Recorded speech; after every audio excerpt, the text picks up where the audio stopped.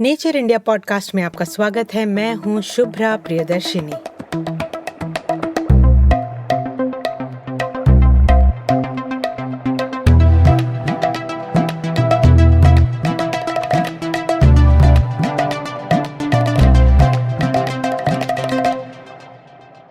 यह episode DBT Wellcome Trust India alliance के समर्थन से तैयार किया गया है।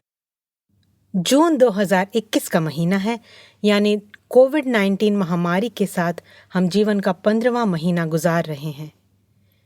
दुनिया के कई हिस्सों में इस महामारी का कहर जारी है। यहाँ भारत में मई में महामारी की घातक दूसरी लहर अपने चरम पर थी, जब हर दिन 4 लाख से अधिक नए मामले दर्ज किए जा रहे थे। हालांकि महामारी का प्रकोप अब कम हो चुका है। भारत में लगभग 3,80,000 लोग महामारी के कारण जान गंवा चुके हैं, जबकि लाखों अन्य संक्रमित हुए हैं। कोरोना वायरस के मामलों में हालिया उछाल ने देश के स्वास्थ्य तंत्र को मुश्किल में डालने के साथ ही शोधकर्ताओं को, नीति निर्माताओं को और बेशक आम जनता को चिंतित कर दिया है। कोविड-19 से तबाही बढ़ने के साथ साथ भारत के वैज्ञानिकों ने देश में इसके प्रचलित वेरिएंट्स को समझने की कोशिश बढ़ा दी है। हाल ही में विश्व स्वास्थ्य संगठन WHO ने इस्तेमाल में आसानी और उत्पत्ति के देश पर नामकरण से जुड़े कलंक को दूर करने के लिए नोवेल कोरोना वायरस के स्वरूपों या वेरिएंट्स के नाम ग्रीक अक्षरों में बदल दिए हैं। नेचर इंडिया पॉडकास्ट की इस कड़ी में हम ये जानेंगे कि वायरस अपना रूप कैसे बदलता है, यानी उसके वेरिएंट्स कैसे बनते हैं। सर्वप्रथम भारत में दिखा डेल्टा वेरिएंट, जिसे पहले B.1.617.2 के नाम से जाना जाता था, अन्य वेरिएंट से किस तरह अलग है? क्या हमारे पास उपलब्ध मौजूदा टीके नए वेरिएंट्स के खिलाफ प्रतिरक्षा प्रदान करेंगे? आखिर कोविड-19 का कोई वेरिएंट दरअसल विकसित कैसे होता है? हमने ये बात चित्रा पट्टाभिरामन से समझने की कोशिश की। Chitra national institute of mental health and neurosciences Bangalore में अर्ली करियर फेलो हैं। वो मानव आबादी में उभरते नोवेल या नए वायरसों पर काम करती हैं और उनका शोध इस बात पर केंद्रित है कि वायरसों में बदलाव कैसे आता है। अगर आप SARS-CoV-2 वायरस को लेते हैं तो उसको बनाने के जो नियम हैं वो वायरस के अंदर हैं, जिसे हम वायरस का जीनोम कहते हैं। तो आप इसको एक लंबे धागे की तरह देख सकते हैं, जिसमें 4 रंगों के मोती हैं। अब ये जो 4 रंगों के मोती हैं, ये जो हैं ये अलग रसायन हैं, अलग केमिकल एंटिटीज हैं। ये 4 मोती इस लंबे धागे में हैं। करीब 30,000 मोती हैं और हमें इस बात से मतलब है कि ये इनका अरेंजमेंट कैसा है या ये किस क्रम में बंधे हैं और कैसे सजाए गए हैं, तो जिसे हम सीक्वेंस कहते हैं। तो जब हम ये कहते हैं कि SARS-CoV-2 का जीनोम सीक्वेंस है, हम 30,000 अक्षरों की बात कर रहे हैं जो टोटली एक सेंटेंस या एक वाक्य बनाते हैं। अब जब ये वायरस एक जीव के अंदर इन्फेक्ट करके उसे अपना कॉपी बनाता है, तो ये जो अक्षर होते हैं ये रेप्लिकेट या इनको दोबारा बनाया जाता है। तो वायरस जब ये बना रहा होता है तो उसमें हो सकता है कि कुछ गलतियां हो और आप इसे एक कॉपियर मशीन की तरह या जेरोक्स मशीन की तरह सोच सकते हैं कि जब वो मशीन से कॉपी बन के निकलते हैं तो इंक में प्रॉब्लम की वजह से या वो क्लियर ना होने की वजह से उसमें लिखित अक्षरों में बदलाव आ सकता है। तो ये जो बदलाव हैं, जो ओरिजिनल कॉपी से अलग हैं, इन्हें हम वेरिएंट्स कहते हैं। और ये अगर आप SARS-CoV-2 के बारे में सोचेंगे तो जो वायरस वुहान चाइना में फैल रहा था, उस वायरस से अभी जो वायरस फैले हुए हैं वो अलग हैं।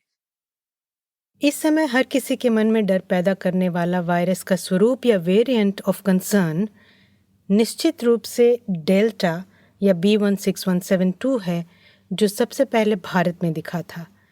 नई दिल्ली के institute of genomics and integrative biology IGIB के निदेशक अनुराग अग्रवाल वैज्ञानिकों के उस दल में शामिल हैं जिसने सबसे पहले SARS-CoV-2 के डेल्टा वेरिएंट को संभावित वेरिएंट ऑफ कंसर्न के रूप में चिन्हित किया था।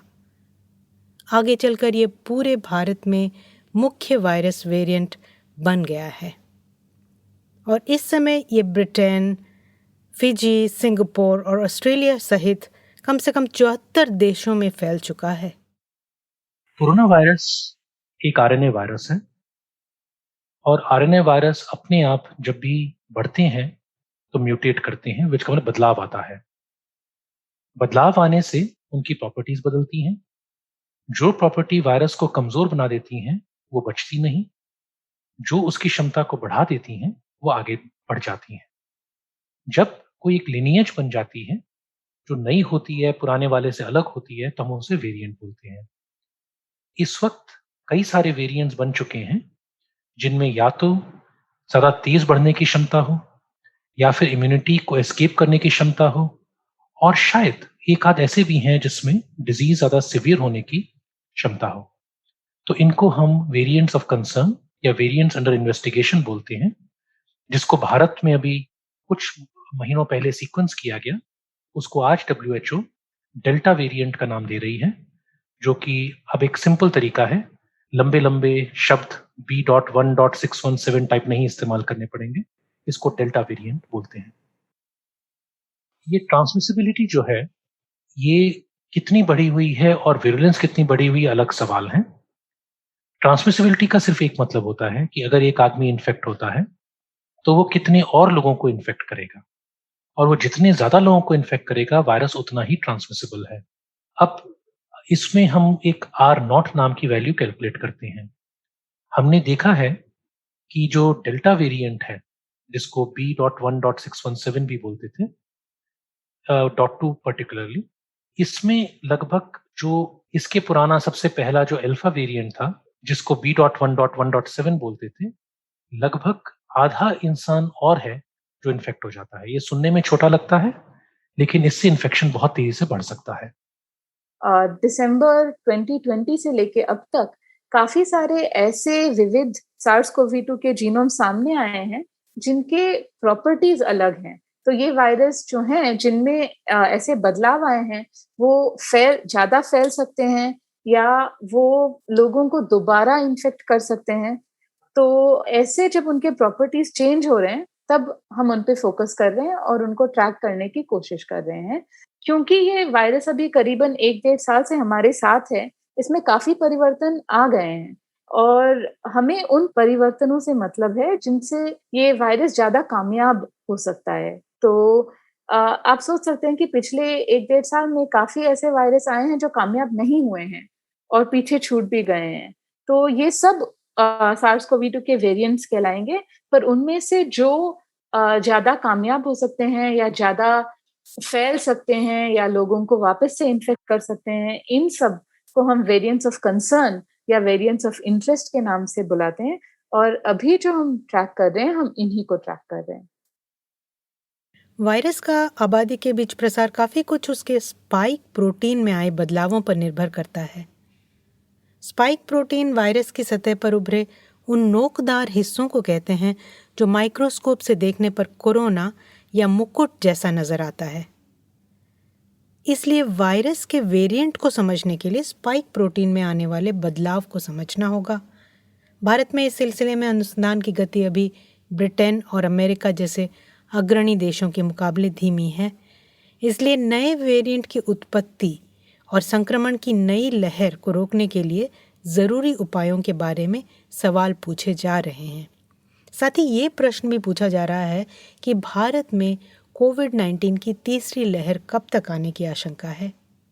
वेरिएंट को रोकने के लिए हमारे पास दो ही हथियार हैं, जो कि दोनों के दोनों एक काम करते हैं।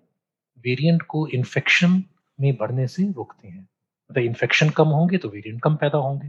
पहला है पब्लिक हेल्थ मेजर्स, जो कि आप जानते ही हैं, मास्क, सोशल डिस्टेंसिंग, जहां आप काम करते हैं, indoor areas, congested areas, poor ventilation areas, इन सबको कम रखना। और दूसरा वैक्सीनेशन। जितना आपका वैक्सीनेशन ज्यादा होगा उतना कम वायरस प्रोपोगेट कर पाएगा और उसका मतलब वेरिएंट्स कम बनेंगे। आम लोगों के साथ साथ जन स्वास्थ्य प्रबंधन से जुड़े लोगों में भी इस बात को लेकर चिंता है कि क्या मौजूदा टीके तमाम उभरते वेरिएंट के खिलाफ प्रभावी हो पाएंगे या नहीं। इस बारे में अभी तक क्या जानकारी उपलब्ध है? हमने अनुराग अग्रवाल और चित्रा पट्टाभिरामन से इस बारे में विस्तार से जानना चाहा। लेकिन हाँ, जब से ये वेरिएंट आए हैं तब से जो लोग वैक्सीनेटेड थे उनमें इन्फेक्शन ज्यादा देखे गए हैं। शुरू में वैक्सीनेशन की रिपोर्ट्स थी कि 80% प्रोटेक्शन, 90% प्रोटेक्शन।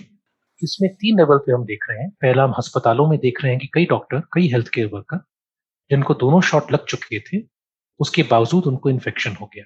और कुछ रिपोर्ट निकल चुकी हैं, जैसे अपोलो ने बताया है, कुछ और हॉस्पिटल्स ने बताया है। ये कह सकते हैं कि लगभग कुछ महीनों के अंदर अंदर 10% लोग इन्फेक्ट हो गए। इसका मतलब जो वैक्सीनेशन का ब्रेक थ्रू रेट है वो ट्रायल के टाइम से बढ़ चुका है। नेशनल लेवल का भी डेटा हमारे पास नहीं है, लेकिन हमारे पास पब्लिक हेल्थ इंग्लैंड का काफी डेटा आ गया है, जो कि अभी थोड़ा सैंपल साइज छोटा है, लेकिन दिखा रहा है कि एक शॉट से भी थोड़ी बहुत प्रोटेक्शन है, ज्यादा नहीं, लेकिन थोड़ी बहुत 33% के आसपास इन्फेक्शन से। लगभग 60% प्रोटेक्शन 2 इंजेक्शन के बाद, कोविशील्ड के लिए बोल रहा हूं मैं, एस्ट्राजेनेका। वैक्सीनेशन से चाहे वेरिएंट भी हो, सीवियर डिजीज और मौत की काफी अच्छी प्रोटेक्शन है, लेकिन हाँ, हल्की इन्फेक्शन हो रही है। सो जैसा कि आप समझ सकते हैं कि ये जो नए रूप इस वायरस के जो ज्यादा कामयाब हैं या ज्यादा फैल सकते हैं, ऐसे जो वेरिएंट्स ऑफ कंसर्न मैंने आपको बताया, ये अभी हाल ही में हमें पता चला इनके बारे में। और इस वजह से इनके बारे में अभी इतना डेटा हम नहीं गैदर कर पाए हैं। पर और टीका भी अभी हाल ही में बना है, और अभी आपको पता है कि काफी देशों में टीके लग रहे हैं, पर अभी इतने सारे भी नहीं है कि हम इसके बारे में अच्छे से जान सकें। पर अभी तक जो सामने आया है वो ये है कि जो टीका अभी बना है वो वेरिएंट्स के खिलाफ प्रभावी है। चलिए, ये जानकर अच्छा लगा। इसलिए हमें आगे भी मौजूदा जन स्वास्थ्य उपायों का पालन करते रहना होगा, यानी मुख्य रूप से मास्क लगाना, फिजिकल डिस्टेंसिंग रखना और जितनी जल्दी हो सके टीका लगवाना। लेकिन एक और अहम हस्तक्षेप की ज़रूरत है, और वो है नए वेरिएंट को जल्दी से पहचानना। शायद इसलिए जीन सीक्वेंसिंग या जीनोमिक निगरानी बहुत ज़रूरी है। एक बार फिर चित्रा पट्टाभिरामन और अनुराग अग्रवाल को सुनते हैं।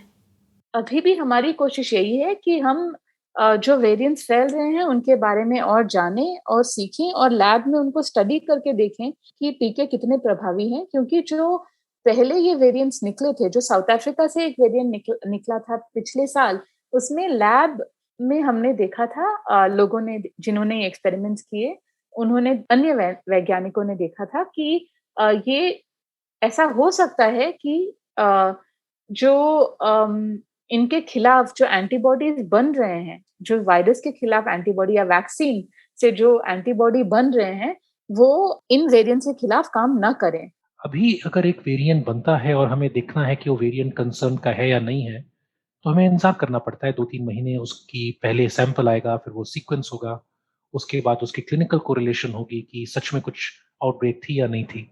तो इसमें 3 महीने लग जाते हैं। अगर हम सीक्वेंसिंग को थोड़ा लोकल कर देंगे, लैब्स बढ़ा देंगे, स्पीड बढ़ा देंगे, तो हम 3 हफ्ते इसमें से काट सकते हैं।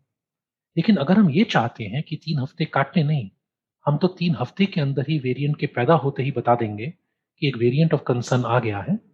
तो ये हमें कंप्यूटर्स में ही डिटेक्ट करना पड़ेगा जैसे ही कि ये म्यूटेशन नजर आए। उसके लिए अभी काफी साइंस को एडवांस करना पड़ेगा। मेरे ख्याल से अभी हम वहां नहीं हैं, लेकिन कोशिश है कि ये सारी चीजें साथ साथ करते करते हम वहां तक पहुंच जाएंगे। निस्संदेह ये अच्छी प्रगति है, लेकिन नए उभरते वेरिएंट को जल्दी ट्रैक करने के लिए कहीं अधिक व्यापक प्रयास करने की आवश्यकता है। इसके लिए नई तकनीकों का उपयोग करना होगा। उदाहरण के लिए कोविड टेस्ट लोगों को SARS-CoV-2 से संक्रमित होने की पुष्टि करने के अलावा वेरिएंट्स के बारे में भी मददगार साबित हो सकते हैं। इस समय इसकी तकनीक के विकास का काम चल रहा है। साथ ही जिस तरह वैज्ञानिक अपने प्रयासों में जुटे हुए हैं, हमें भी सुनिश्चित करना होगा कि हम अपना काम करें, मास्क लगाएं, फिजिकल डिस्टेंसिंग रखें और जितनी जल्दी संभव हो सके टीका ज़रूर लगवाएं। हम भारत में विज्ञान से जुड़े विषयों पर जल्दी ही एक और विचारणीय एपिसोड के साथ वापस आएंगे। तब तक अधिक जानकारी के लिए आप नेचर के पॉडकास्ट कोरोना पॉड के अंकों को सुन सकते हैं। और हाँ, हिंदी और अंग्रेजी में नए एपिसोड के लिए नेचर इंडिया पॉडकास्ट पर जरूर आएं। मैं हूं शुभ्रा प्रियदर्शनी और आप सुन रहे थे नेचर इंडिया पॉडकास्ट। इस एपिसोड के निर्माण में समर्थन के लिए DBT Wellcome Trust India alliance को धन्यवाद।